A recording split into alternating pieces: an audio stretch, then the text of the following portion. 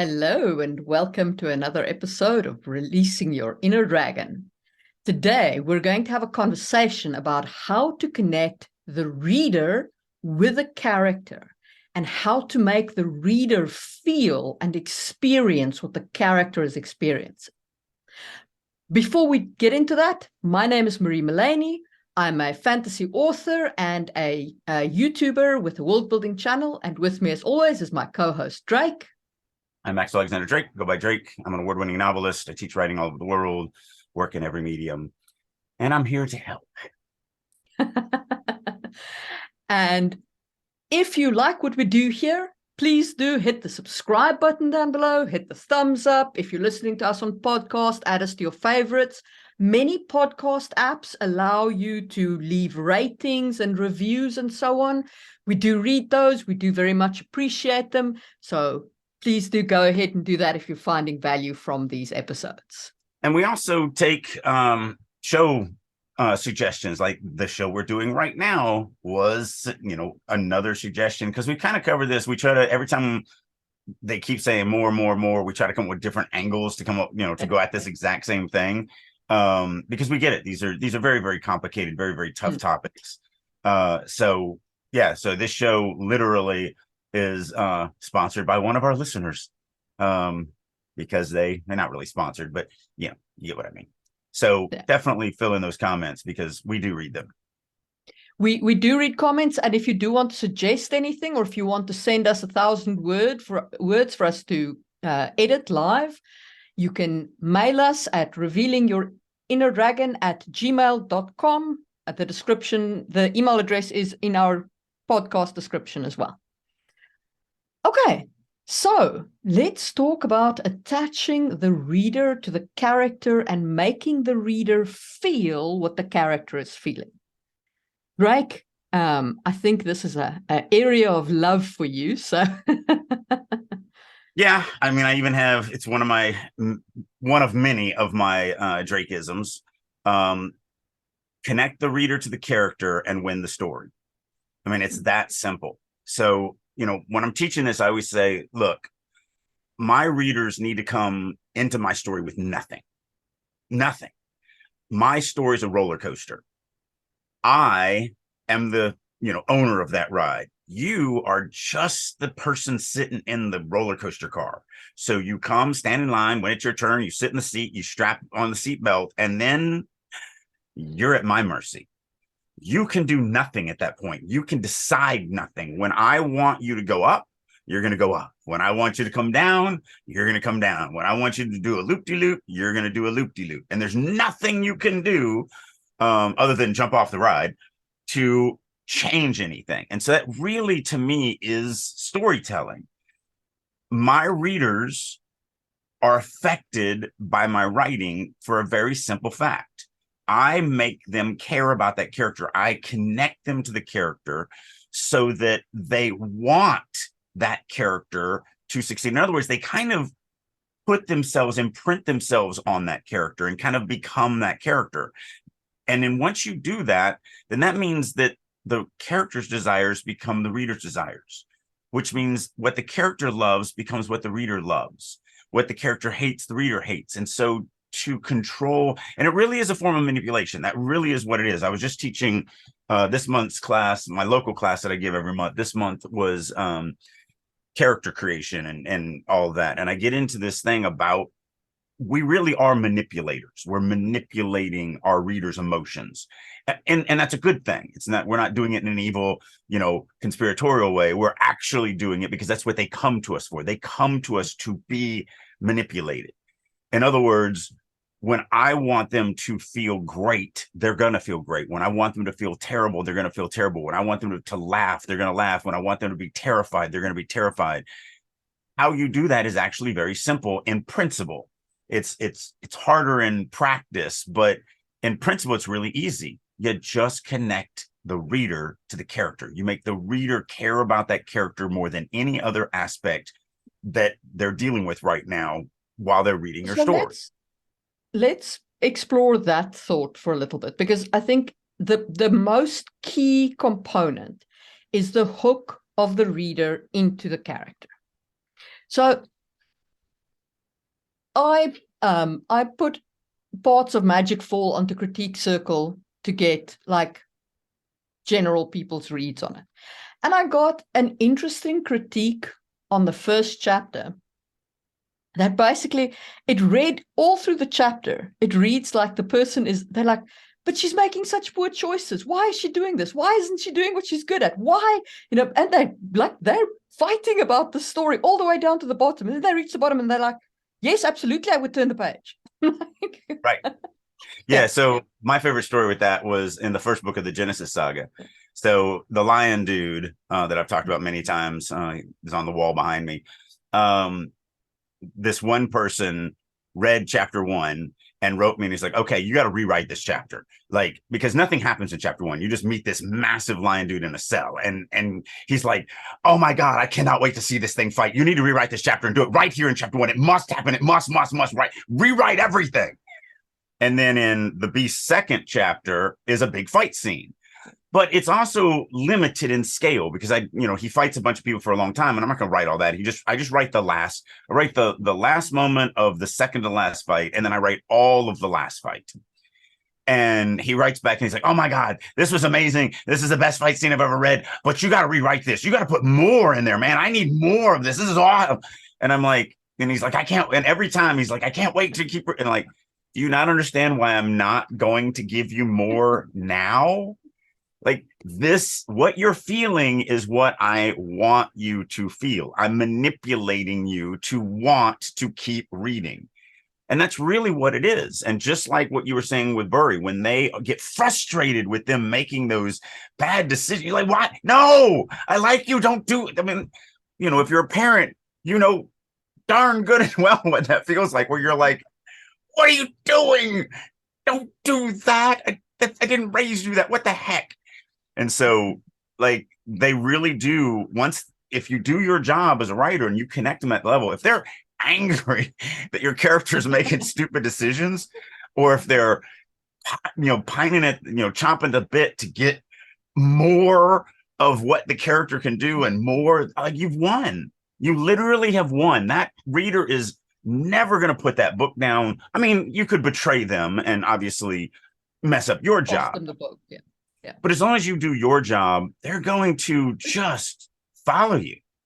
But let's talk about those things. There's a couple of things that you need to do, in my opinion, to hook the reader into a character.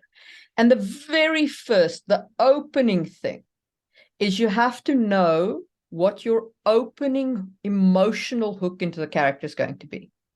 Like, why are people going to follow this character? And I think that's one of the biggest mistakes I've seen with people writing unlikable characters, is they give them no emotional hook. And like, I don't like drawing too much of my own writing, but it's easier to draw on my own writing because at least I know what I was trying to achieve. Although I have a really good example of that, but go ahead. Yeah. Like with Louis is an assassin. He is not an off-the-cuff likable character, which is why he has an 8-year-old daughter that he cares a lot about. And that is the emotional hook. That and the honor. Like, he has all of this honor that ties him back to his liege, and you can get all of that. Like, and that's the hook. Because without that, he is an unlikable character. he's a killer. Let's go a step further, because there's a movie that a lot of people have seen. It's very popular. It's one of my favorites, where the main character is introduced. He is racist. He is bigoted. He's got a gay neighbor that he hates. He is such a horrible human being that in the opening scene, he takes this cute little Yorkie puppy and throws it in the garbage chute of the apartment, and they're on like the 5th floor. So he drops a puppy down 5 floors of garbage chute. Now the puppy survives. We don't kill. Yeah, because you don't kill the dog. But the act of him doing that, like all of that I just mentioned, should mean that no one is going to like this character. No one is going to like this. And I'm talking about the movie. It's Jack Nicholson movie called As Good as It Gets. Yeah. You should hate this character with every fiber of your being. And you do in the beginning. You're like, well, you're a ripe old Scrooge, aren't you? And Scrooge is a lot of the same way, where it's very unlikable when, when we first meet him. So why do we like him? Why do we want him to succeed? It's very simple. They do two things with him. First of all, they give him hardcore mental issues with OCD and social anxieties and everything like that. And so a lot of us can relate to that. Maybe not, again, drama, they're exaggerating it, but we can all relate to that. But then in the next scene, we see that he's actually morbidly lonely, and that he's actually trying. He doesn't know how. He doesn't realize that his toxic personality is the thing that is separating him from humanity. But because he is so alone, you can't help but want to give him a hug. You can't help but want to go, man, I really want to see you become a better person, because no one, not even you racist, bigoted jerk, deserve to be that alone in life. Like, that is sad. And so that's what they do. That's the brilliance of that movie, because you take this character that no one should ever. They don't even have a save the cat moment. He doesn't save a cat. He tries to kill a cat. Like that's what he does with the Yorkie. So it's like, he should not be liked. And yet that is a brilliant, and by the end of it, you really, and he doesn't reach, the perfect level at the end. He's not fully redeemed, but he's on his way, and you're so satisfied and you're so happy. It was such, you feel so fulfilled by the journey that you took with this horrible human being, starting to understand how to be a better person. Like that's the hook. I think that's also an important lesson in terms of, like, if you want to start with, because I mean, as you say, Jack Nicholson's character there, can't remember what the character's name is. Herman Melville. Herman Melville. Yeah. So if you want to start with a character that's super low, so that they've got this whole growth arc ahead of them, right? You can do that. You can absolutely do that. But you still have to hook them. There has to be there still has to be a reason why I follow it. Without that loneliness, I don't think that you would have succeeded with that character. It was like that. We live edited somebody's work that was a influencer, and we were like, we need an emotional hook here. We need a reason to follow this petty young woman. Yeah. And it's that kind of thing. You need if you have a character that is, a bad person, like an evil person, who's got you need a hook for the reader to go, well, yes, actually, yes, I'll follow you. So I think that it's important that you have that initial hook.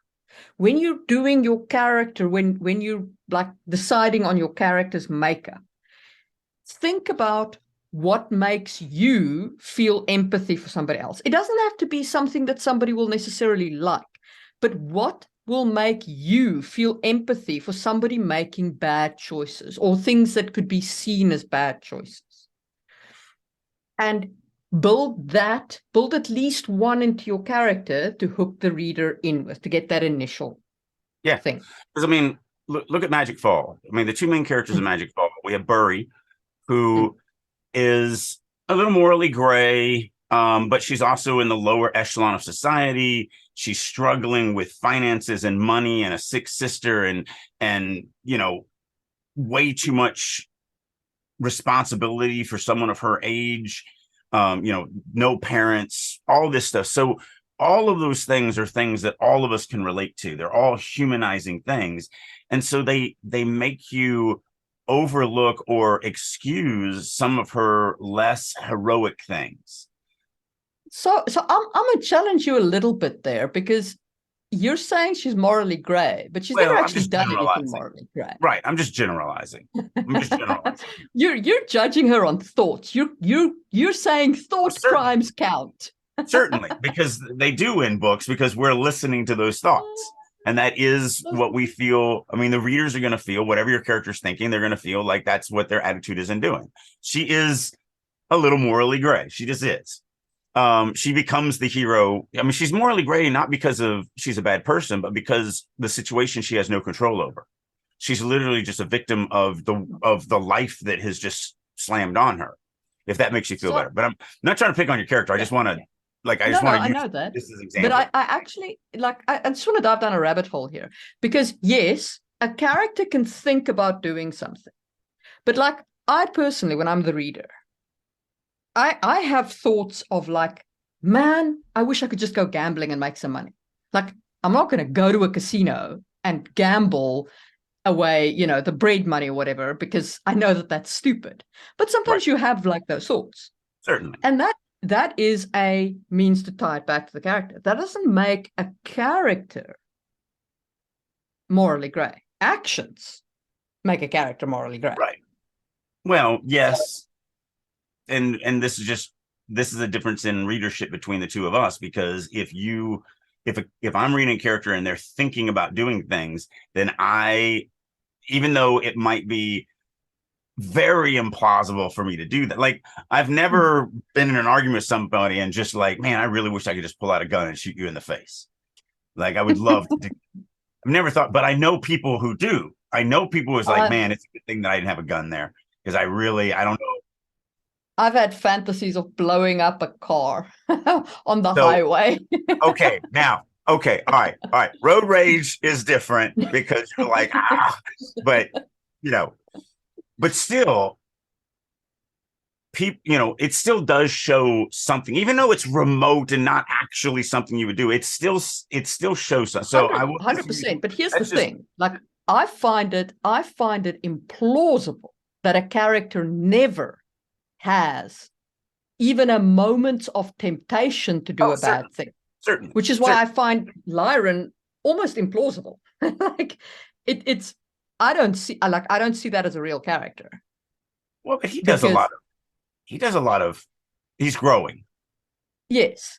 But like, an inability to think of doing the wrong thing, to me, makes an implausible character, which is why there are characters that I've never really connected with in books, because the author wrote them in such a way that they always make the right choices. And I'm like, yeah, okay, sure, I guess such people exist. So there's a difference between always making the right choices and always thinking that you're trying to make the right choice. So always making the right choices is dumb. You're just fantasy fulfilling. Yeah.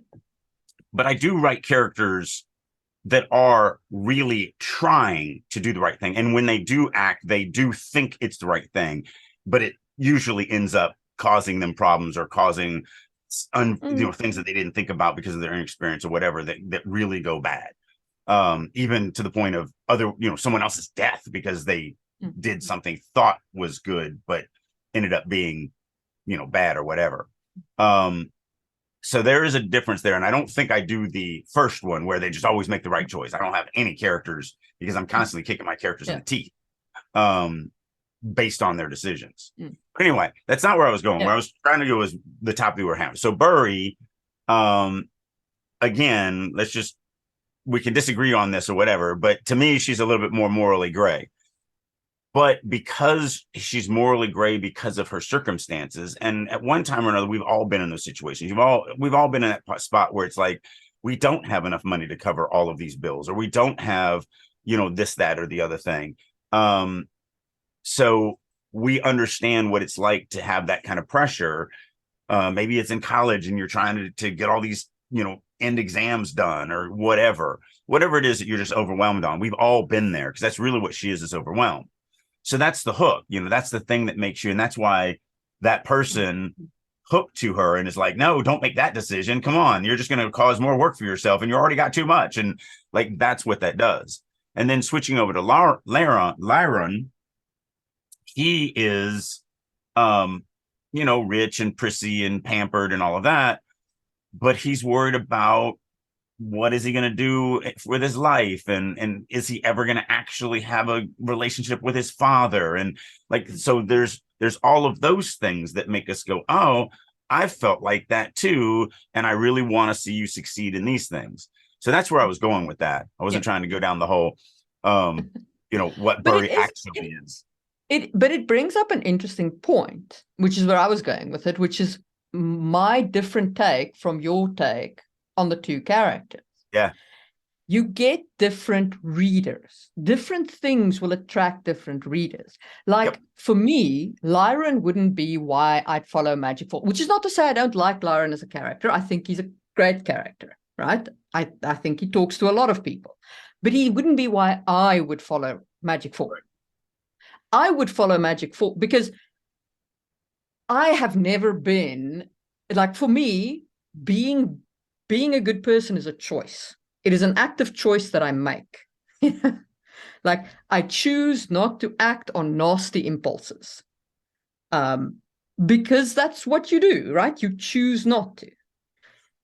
So it's implausible for me that there are, and because everybody is like this, you think everybody else is like you. This is just a natural human condition, right? So every person you meet is you in your head. It's it's how you are. So it is implausible for me that there are people who exist that never have bad impulses. I'm like, everybody has bad impulses. At some point, you're like, man, I would just like to punch this dude in the face. Or, and then you don't, because that's not what you do. Well, to go personal, that's an interesting mental journey that I took. So I grew up in a military school where physical hazing was encouraged by the teachers. Like, you couldn't call somebody a sissy, but you could punch them in the face. That was fine. You would not get in trouble for that. And then, I was a combat Marine. I grew up in a very violent kind of world and mentality and all of that. I was in martial arts and boxing and all sorts of just things that were violent. And then when I hit right before I hit 25, I was probably 24 at the time, I hurt someone pretty bad. Not that was the first time that I did it. It was just, it was the last time I ever got into a physical altercation, but it really stuck with me for whatever reason at that moment. And I decided that I no longer wanted to be that. And so I spent the next 10 years studying how the brain works and why it works the way it is, and really worked on myself as a person. And all my friends would not like who I was, in my early 20s. And I would not hang out with who I was in my early. Not that I was a bad person. I wasn't like robbing and stealing and murdering people or whatever. But I definitely I had a very different mentality. And so now I disagree with you. Like, I actually have gotten to the point, because I've worked on myself so much for so long, I really do just do good things without thinking about them. I mean, it really is. You've worked on it. You've worked on it. You didn't come out the box that way. No, I did not. And that's kind of my point. Right. But so I can buy somebody working on it, right? Like, and I'm not saying I'm successful. I do fail. I mean, I'm human, so I do. So like, I can buy somebody like working on it and preventing that, but somebody who just comes straight out the box with that, I'm always going to try and be good. Here's like my big sin now. It just infuriates me when someone is in a big box store or whatever, and you're like grocery store or whatever, and you're shopping, and then there's something somewhere that it shouldn't be. And worse, if it's like there's a pack of bacon stuck in the bread aisle that somebody was just like, they picked it up and then they're like, well, I don't want this anymore, and they just threw it here. Like, I refuse. Like, that's one of the things that I would, in my mind, I would never even think about doing. And then every once in a while, I'm at the checkout. Now, I would never do something that would spoil, like that would cost money. But it's like, oh, I picked up this toy that I really am too old to just, like, why? And I don't want to go all the way back to the toy aisle. So I'm just going to put it here with the gum. Like, and it kills me to do it. Like, it literally, I'm sitting here going, don't do that, Drake. Go back and put that where you got it. And I'm like, but I'm already up way up. I'm in line. Like, there's already people. Like, and I just, so every once in a while I fail too. But like, that's my big moral struggles now. It's like, should I walk all the way to the back and get out of line to take this toy back or whatever, or this DVD or whatever that I picked up in a moment of impulse? So, I mean, I don't have like many moral struggles either. Occasionally I'm like, I'm going to blow up that car in front of me. But I live in Helsinki, so we have a rush minute, so it doesn't really happen that much, We don't, like this morning, I left work at 20 to 8. It's 20 to 7 because I had to go to the office. And in any other city, 20 to 8 would be the worst time to walk out your door. The roads would be clogged from here to Kingdom Come, right? I was on the road for 3 minutes longer than normal. So instead of getting to work in 10 minutes, it took me 13 minutes. Yeah. But here in Vegas is pretty good. LA is awful.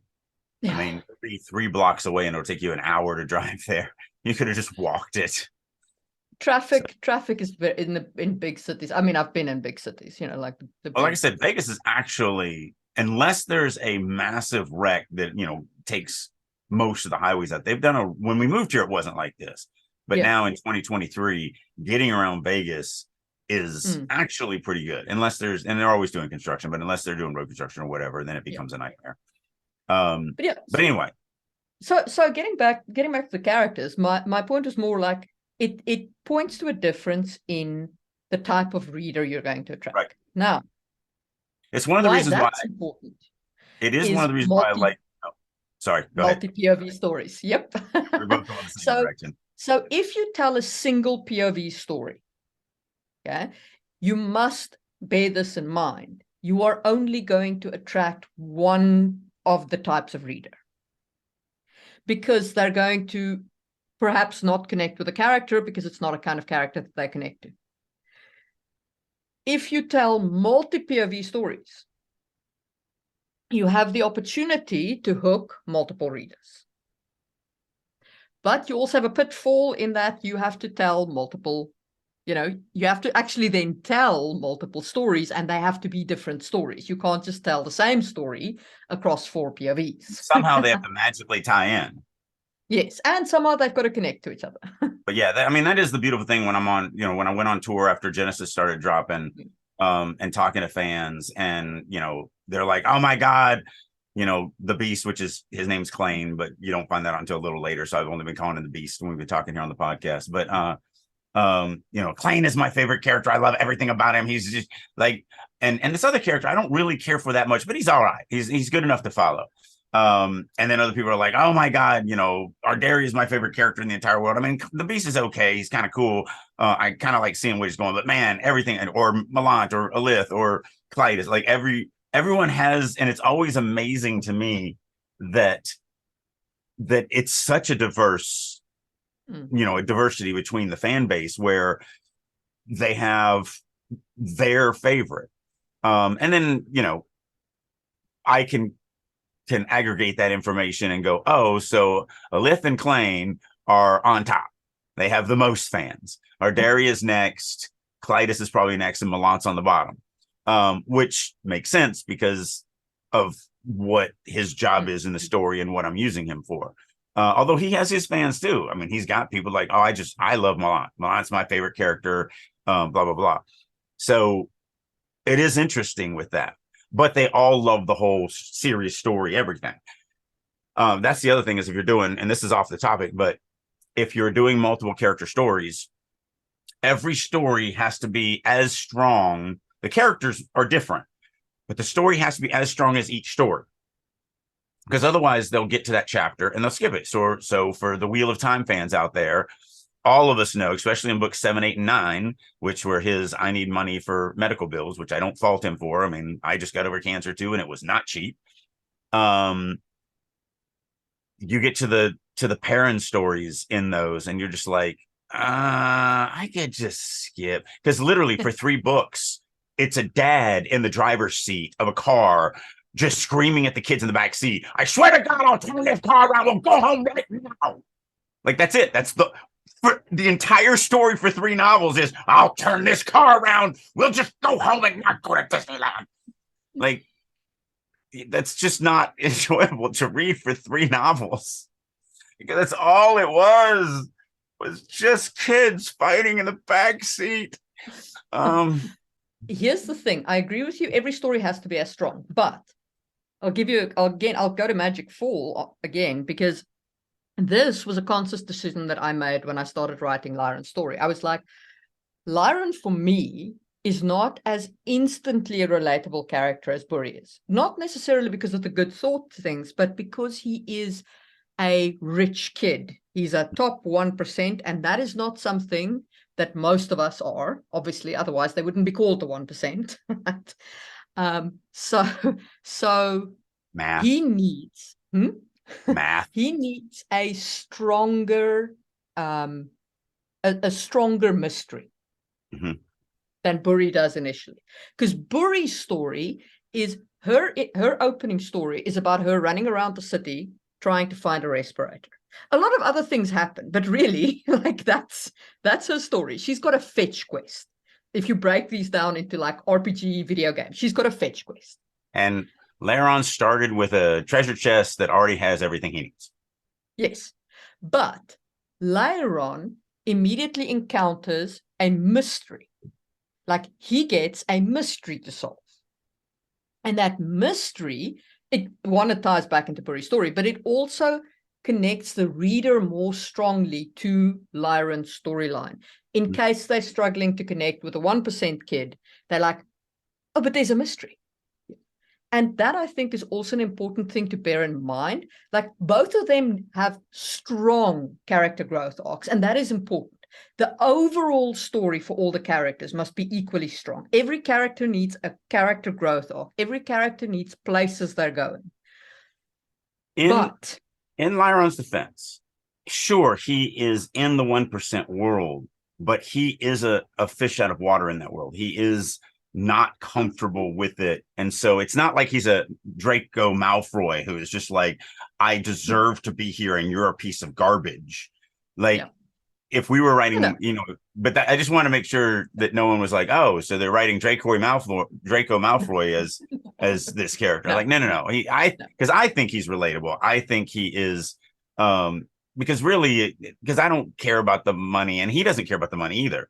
I mean, that's the big thing. He doesn't. There's nothing that you can only not care about the money when you have money. Certainly, I agree with that.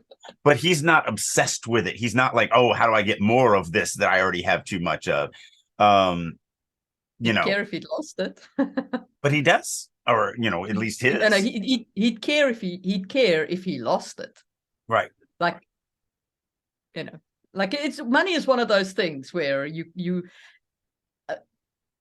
I had a what one might call a tough childhood, and money is one of those things that you can afford not to care about only if you have money. But anyway, I agree. I just want to say that he's I think the thing that attracts me to him is that his big thing is struggling to find his place.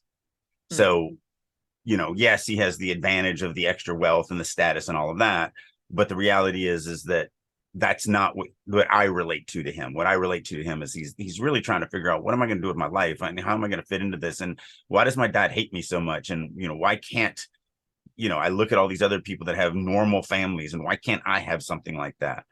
So, those are the things that attract me to him.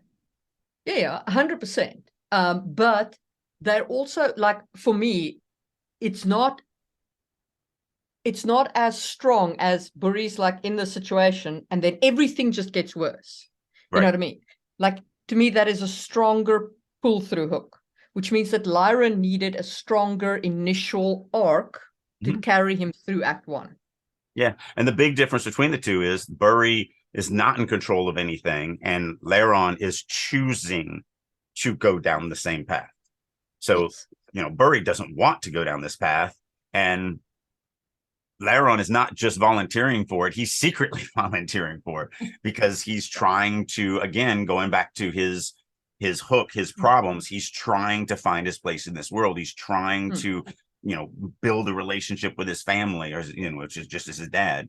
And so to me, those are strong moral human hooks that do attract me to the Lyron character. Yeah. But again, this all goes into play. This is a great conversation to listen to, because it goes into play of why multi-person stories, but only certain genres can hold multi-person stories. So, you have to think about that. But, we're in the soft sci-fi realm, which does really well. And, most our other stuff is all epic fantasy, which obviously is very famous for multiple characters. And so that does give you, this all just comes down to the fact that it gives you the ability to, sorry, I rolled over my dog. He just will not stop laying right underneath my chair. I was like, just, you got a whole room to lay in. Anyway,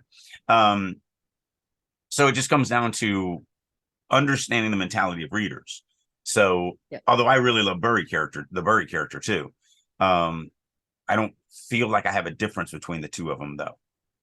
I love Lyron now. Like, it took me a chapter or two of writing him to fall in love with him. Burry I loved from the beginning because I connected with her struggles. Like, these are things that's probably why I connected to Laron, because you know, my whole life I feel like I've always just struggled to figure out, how do I fit in this crazy world.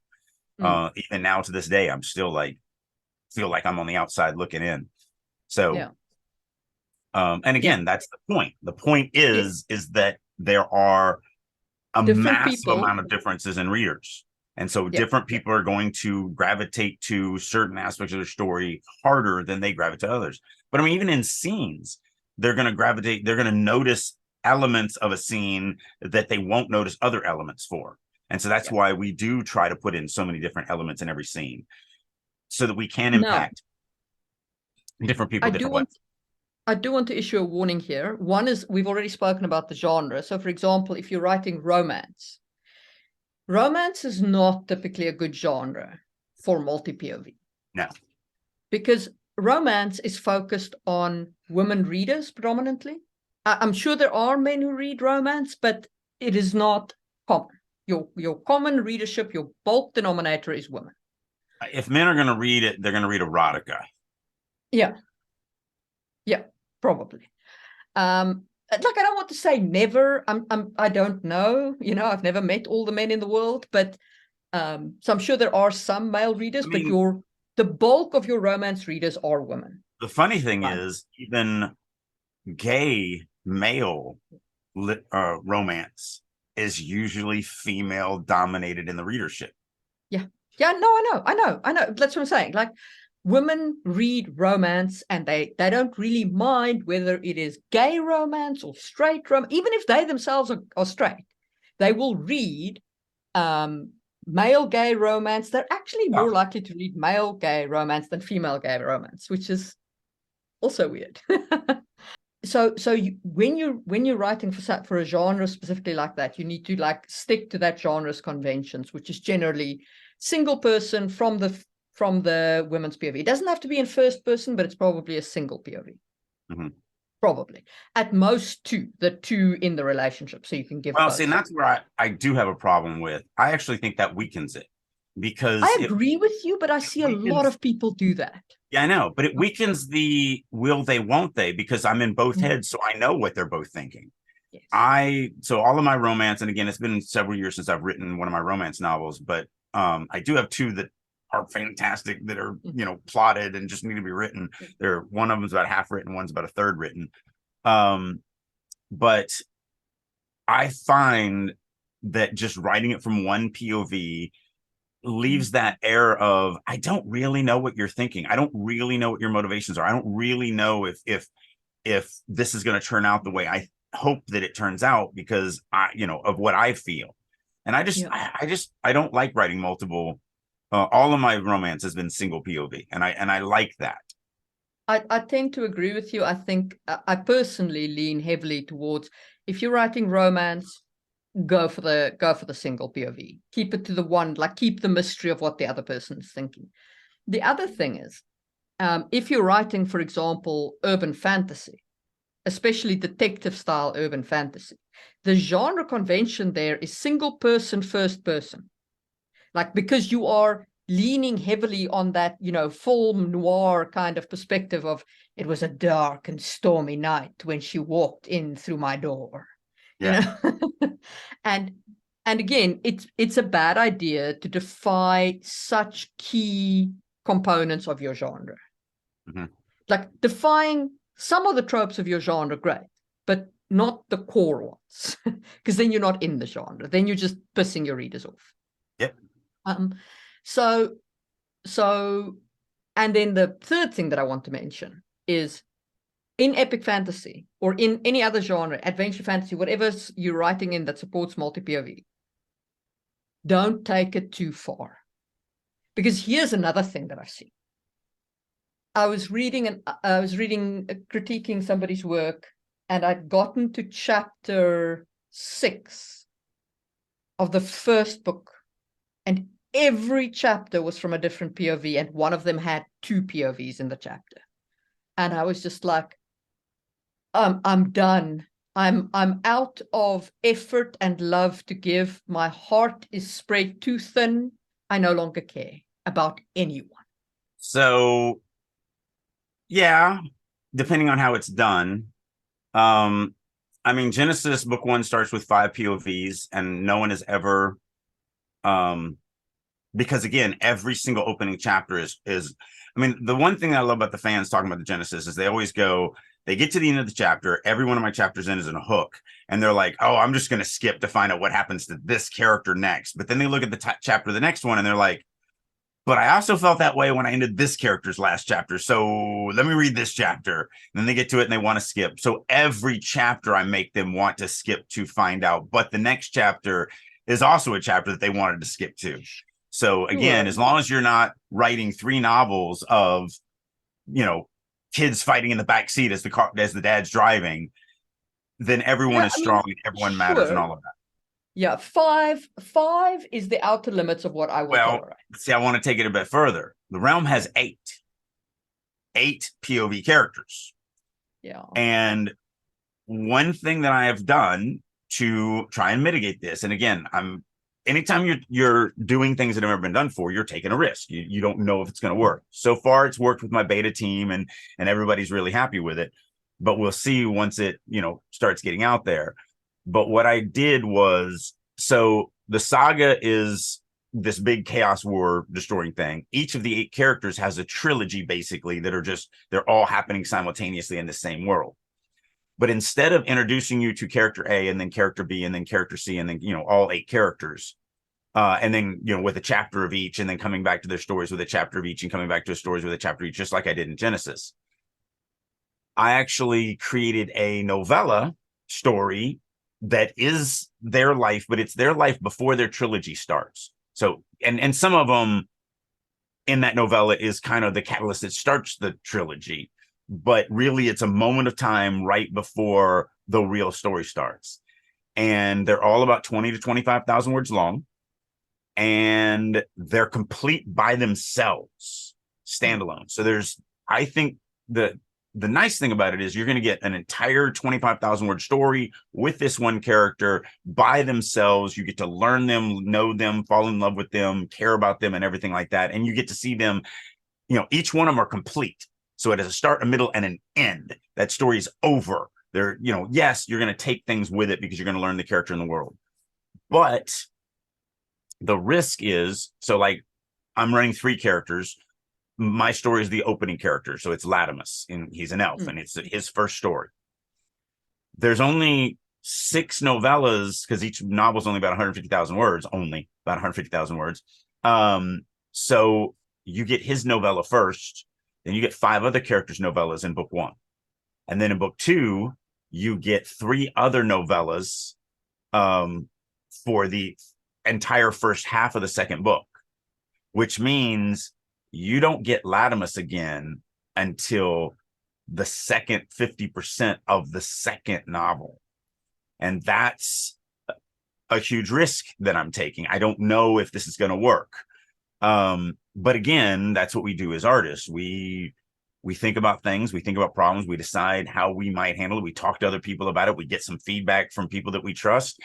And then if we feel confident in it, we shoot it out there to the world. And you really won't know if you're successful until it gets out there.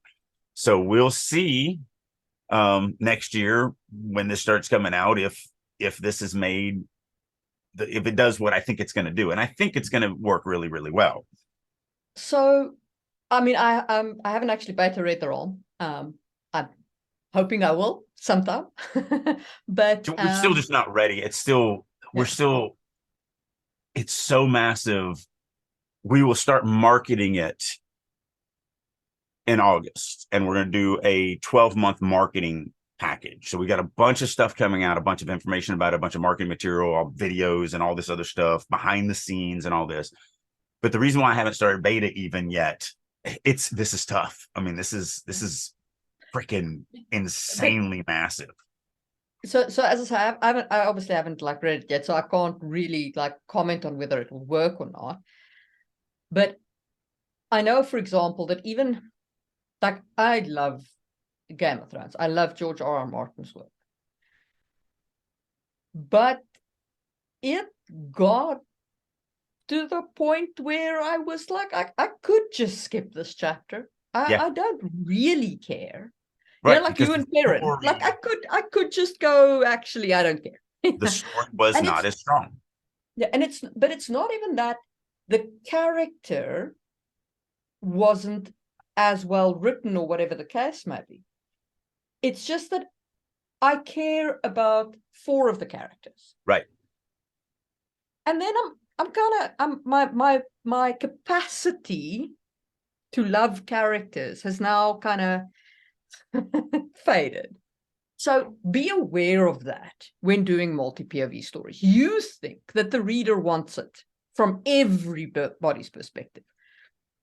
But let me tell you that readers will have a greater or a lesser capacity to care about characters enough to want their perspective. And I, for example, am a reader who prefers less POVs. Like, yeah. So I do want to throw something else out there. Yeah. I do want to throw one more thing out there about the realm. We're way off topic, but since we're on this subject, because I did spend a lot of time thinking about this and a lot of time, whatever, but it's one of the reasons why I was one of the mantras in the writing room is never double dip, never double dip, never double dip.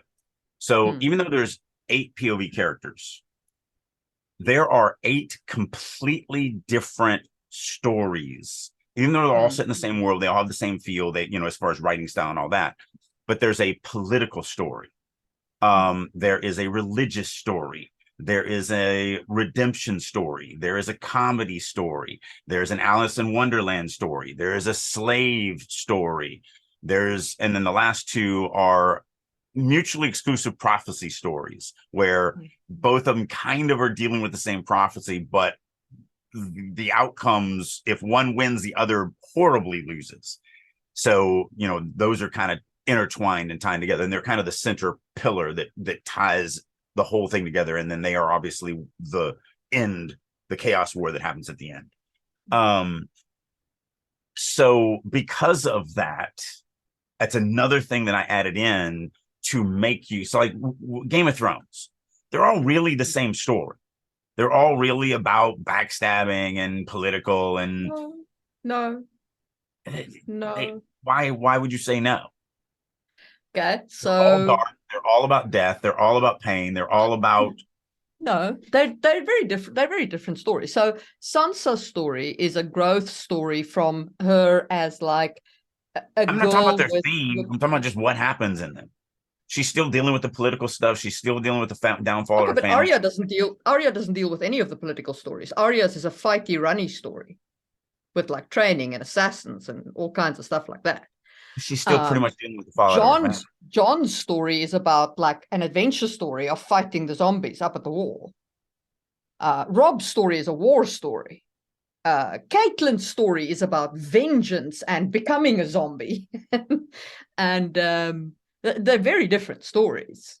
I don't know. See, and then again, here's 2 differences between takes on readership, because I don't feel that there was any difference. Like, I feel like they were all the same to me. They were all tied into the same feel, the same, all of them dealt with backstabbing and, bad choices, and they just all felt the same to me. Like, I never really felt like, and I'm not saying they don't have different goals. The characters definitely had different goals. They definitely, they like Jon Snow up in the north. He had different goals for what he was doing. And he chose to do it because of the whole bastard thing and all of that. So I'm not saying those are the same. They just didn't feel different to me. Just the world. I mean, you could say the same about your boy, Wheel of Time. They all felt like the same story. I was going to go there. Yeah. But that was, I mean, that is the difference between the Realm and Wheel of Time. The Wheel of Mm, Time was a bunch of different prophecies that are all tied to the same person. mm, And the Wheel of Time is 8 different trilogies that must happen individually, to then come together and each play their part in the big role at the end. Whereas in Wheel of Time, it really was all just centering on Rand. Like that's yeah. where we were going. And so it's still great. It's still one of my favorite series. But, that's what I wanted to do different in the Realm. Whereas with Wheel of Time, it was 5 different prophecies that were all really referring to the same character. I wanted to do 8 different prophecies that, and again, there's not 8 different prophecies, but I want to do 8 different stories that individually had to be standalone and had their own Yeah. impact. And Yeah. then that would tie So together in a bigger thing. to bring this back to characters and how do you make readers feel what characters are feeling, start with hooking the reader into the character. That's the first thing. The second thing is you have to keep hammering the character's emotion, right? The reader, once you've hooked the character to the reader, once you've attached the character to the reader has to know what the character is feeling in order to feel like the character, which means you need to write in an emotionally immersive fashion while still avoiding filtering and while still showing, not telling. But you have to really dig for it. And I want to say this again, a conversation that I had with somebody about Nora Roberts' writing, who is a romance author. Now, she is a romance author on the scale of I wish I could be there, because she is millions deep, but she writes essentially the same story. They're all the same story, right? But she writes in a way where she goes, his action, her action, no, sorry, her action, his action, her reaction to his action, because she's writing from a female POV, and then her emotion. And that means that every paragraph has got an emotional component tying back to the POV character. And that's why she's a beloved romance author, because it's all about the feels. Yep. You don't have to go that far. You don't have to go that deep, but you have to put emotion into what happened. The reader must not be wondering what the character feels. The reader must know what the character feels. Well, even better, the reader must feel what the reader feels. So I want to add 2 things on. Then I do want to go back to point 1 and talk about 2 things that I think people do wrong that you can literally look at in your writing and see if you're doing. So the 2 things I want to add here is, first of all, romance, again, is not about the quality of the writing. It's about, do you make me feel what I'm looking to feel?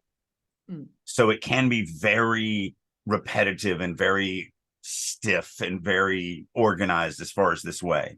Most other genres, I feel, can't be that redundant. So even though I do all those things, I definitely don't do them in any given order. It's much more organic and chaotic and all that. And I think that's what most soft sci-fi and fantasy and readers are going to want. They're going to appreciate that. But yes, man, the same reason why I think most people continue to read my stuff is because it's all very much tied to the emotion. So I agree with you, but as a practice, especially if you feel that you don't write emotionally, right, try and put into practice what Nora Roberts does until it becomes a habit. Yep, 100%. 100%. So the 2 things that I want to talk about what people do wrong at the beginning of their books for hooking their characters. And I see these are probably 80% what I see. Either A, they start with world building because you think that your world is so awesome that if you just tell every bit of your world and your politics and all of this stuff and what this city looks like and blah, blah, blah, that will hook the reader. That will never hook a reader. I mean, yes, of course, there's always, we already just said that, there's always a reader type out there, but they are not the majority. They're the 1% probably. And that, like the people who are like, oh no, I learned how to speak Elvish so I could read the Elvish paragraph that's then written in English right below it. Yes, there are people out there. It worked in the 80s well, because everybody wrote that way. It didn't work in the 80s. It's just that was your only option. Yes, as a reader. That's what I mean. that there was one or two, maybe three authors who didn't do that in the 80s, and everybody else did it. So if you read, yeah, there was Rosenberg, Catherine Kerr didn't do that. There's a couple of authors. Yeah. So there's a couple of authors who didn't do that. But the vast majority of them did it. They did it as a prologue or a first chapter or whatever, and you just had to suffer through it. Yep. Like, you didn't have a choice. But people do have a choice these days. So if you start, and I'm saying this as a fantasy world, like a YouTuber with a channel dedicated to world building, do not open with your world's history, your world's geography, your world's anything about your world. Do not Nobody think cares. anyone gives a crap about your world. No one cares about your world. They care Not about. Even I care. Right. So yeah, I mean, I think that's one of the big ones.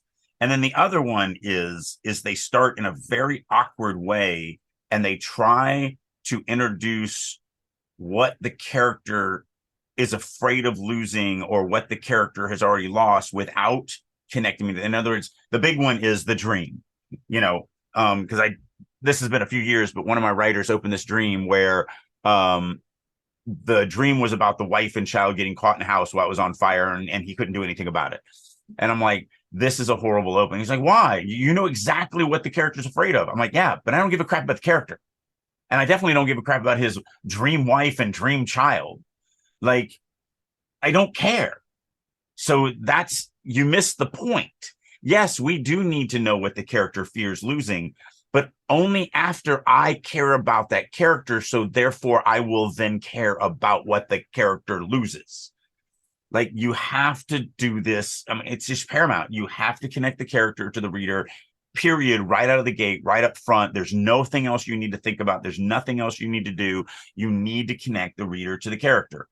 After that is when you do your world building, is when you let the reader know what the character cares about and what they might lose and foreshadow and all that other stuff.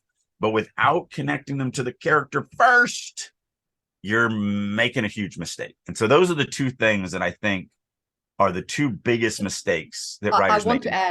I want to add one to that. Okay. Because this is what I've seen a lot of recently. Too fast an opening. An opening that goes straight to the hook of the story without introducing me to the character. I don't care about what the character cares about in the opening paragraph because I have not met the character. Right. So if the character has a shocking revelation and the hook of the story is standing right in front of them, I don't care yet because I don't know if I know this person. I don't know if I like this person. Let me meet the person.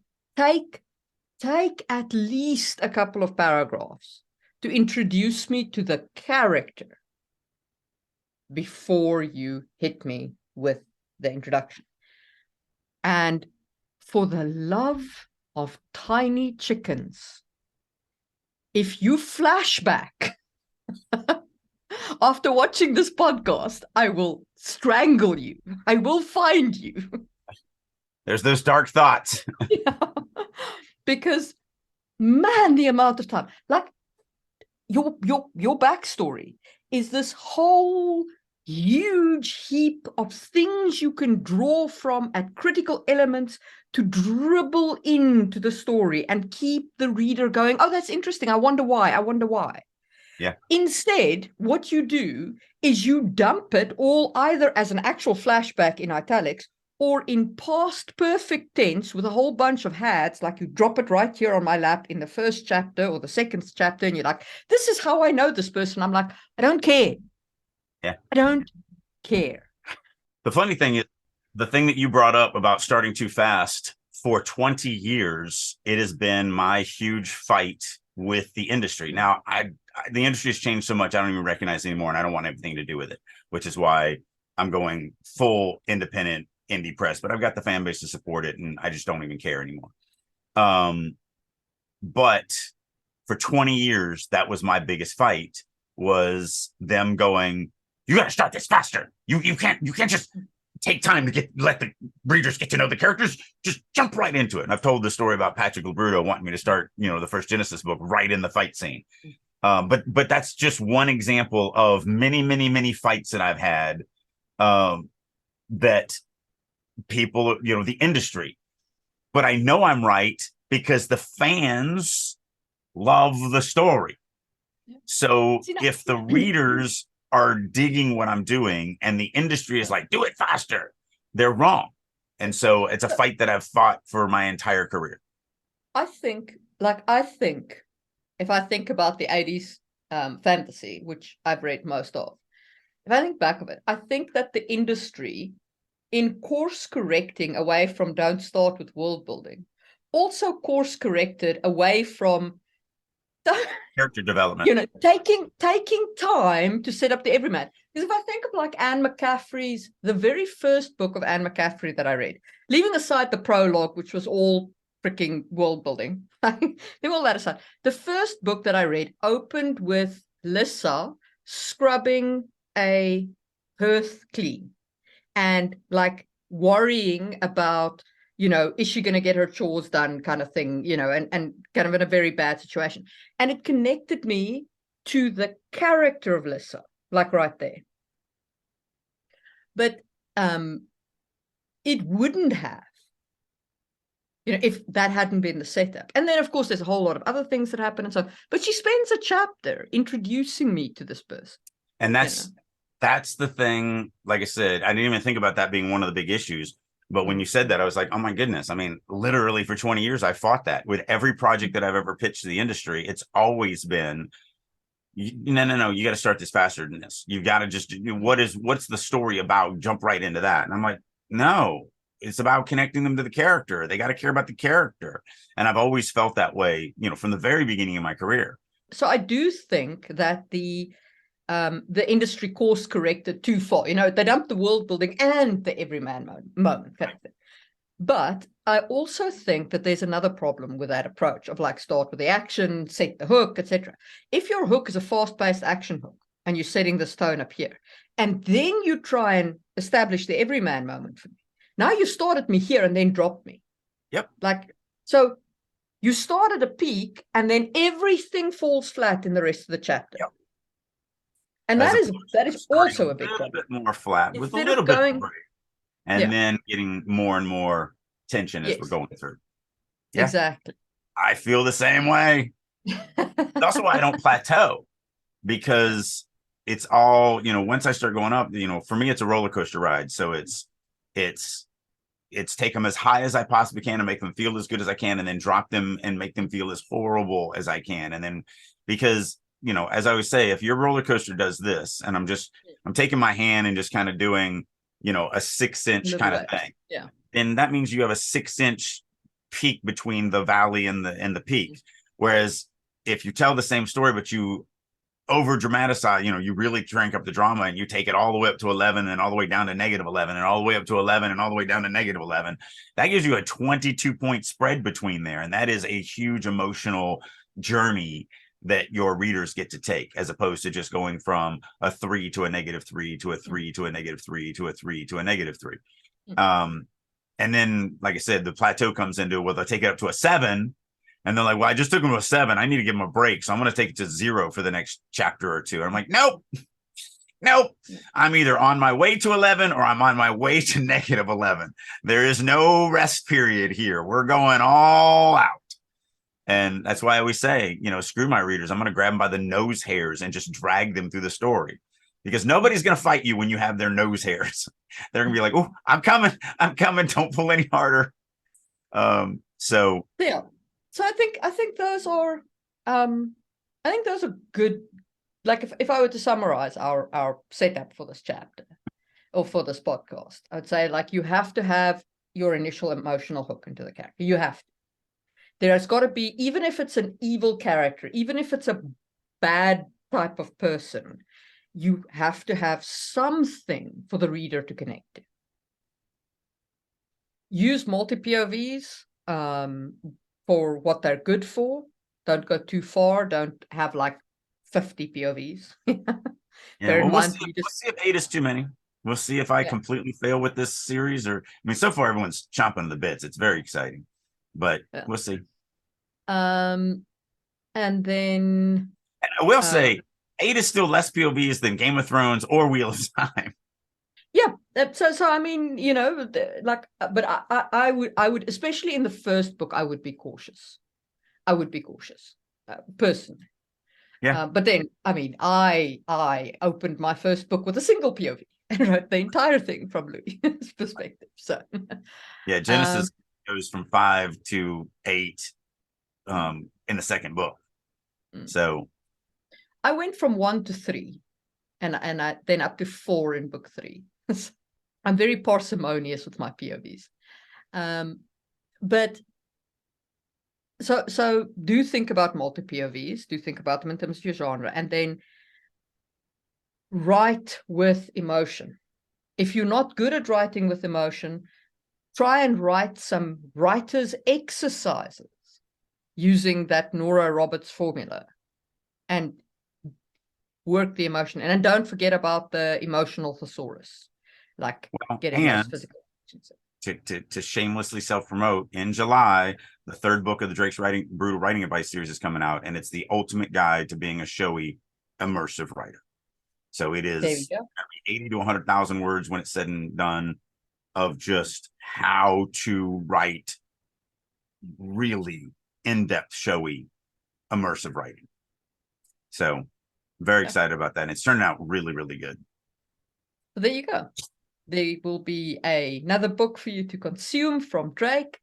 And yes, that's our advice for hooking you into the character and writing in such a way that your readers feel what your character's feeling.